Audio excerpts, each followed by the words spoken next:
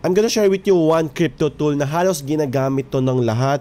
Panaghanap silang bagong meme coins, bagong token listings, ano yung mga bagong coins or tokens sa bawat chain, ano yung mga chains na available, ano yung mga price action nila in the last 24 hours, volume, transaction, lahat-lahat nandito na. Ang tawag sa tool na to is charting tools. So dito sa video, share ko sa inyo 4 na charting tools na alam ko, and ito yung mga pinakasikat na ginagamit ng halos lahat. Alright? So first charting tool na i-share ko sa inyo is yung Dex Screener. Ito yung pinaka-popular charting tool sa buong crypto. Ito yung ginagamit ng halos lahat. Kasi, user-friendly, no? And nandito na lahat kasi, no? Pwede ka maglagay ng sarili mong watchlist. So, pwede kang gumawa ng sarili. Nandito yung watchlist ko. Pwede kang gumawa ng alerts. So, if ever itong watchlist na, itong token na inaabangan mo, umakyat at a certain value, pwede kang bigyan ng notification. Multi-charts, kung so, maramihan na charts, pwede din. Mga bagong token listings, makikita mo, pinakamataas na ginain na token na value, makikita mo, pinakamababa, nandito rin. Pwede kang gumawa ng sarili mong portfolio dito. So, pwede mo i-connect yung wallet mo dito para matrack mo yung portfolio mo. So, makikita mo sa on the left side, nandito rin yung mga iba-ibang chains na supported. Like Solana, Ethereum, Base, nandito lahat, no? Lahat ng mga bago. And pwede mo din i-check yung price action. Ano nangyayari? Ano pinakamataas ginain ng isang token in the last 6 hours? So meron tayong Ali bin Salman dito sa Starknet. So makikita mo yun lahat dito. And even yung mga different dexes na available yun sa chain, makikita mo rin. And meron din tayong makikitang basic security audit. For example, itong Trump token dito sa Ethereum, makikita mo sa baba on the right side is yung basic security audit. It's not always accurate, no?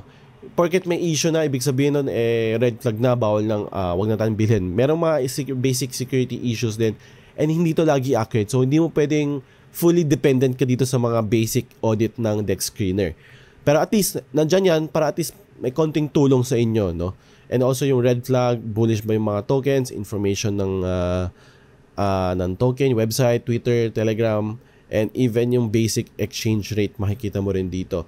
So, it's an all-in-one charting tool na, no? Itong Dex Screener.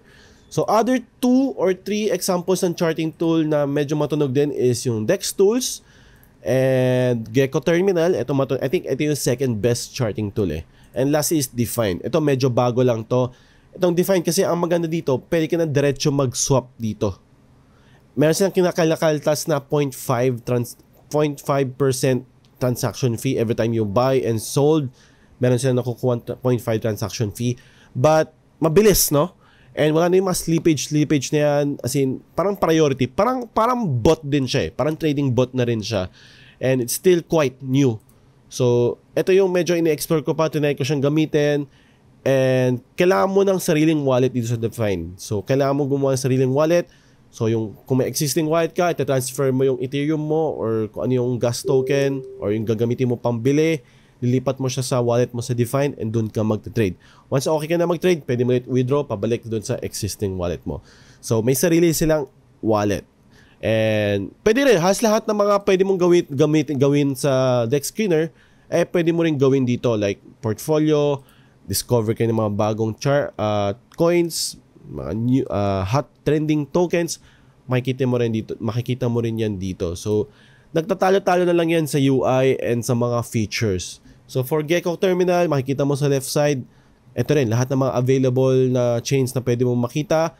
Ito, meron silang trending pools, new pools, makikita mo rin dito yung mga liquidity pools. So, ito yung meron dito sa Gecko Terminal na hindi natin makikita sa Dex Screener. So, may kanyang-kanyang advantages and disadvantages. So, check mo na lang kung ano yung mas babagay sa inyo, no? So, again, ang number 1 is Dex Screener. Number 2 is Gecko Terminal. Number 3 probably is Dex Tools. Meron din tayo dati. Nakaraang bull cycle, meron tayong PooCoin for BSC. I don't know if it's still working or not kasi hindi ko na ginagamit yon. And Define naman is yung pinakabagong charting tool na may built-in trading bot na rin siya. So, explore nyo kung ano mas nagbabagay sa inyo. But ito nga yung number 1, Dex Screener. Ito yung madalas kong ginagamit. So, I hope nakatulong tong video na to. If ngayon mo na nalaman tong charting tool, congrats dahil malaking tulong tong sa inyo, no, sa pag-discover ng mga bagong coins or tokens outside centralized exchanges. If so, Make sure nakasubscribe kayo and hit nyo yung notification bell para ma-notify kayo sa mga bagong uploads ko. Yun lang, bye-bye.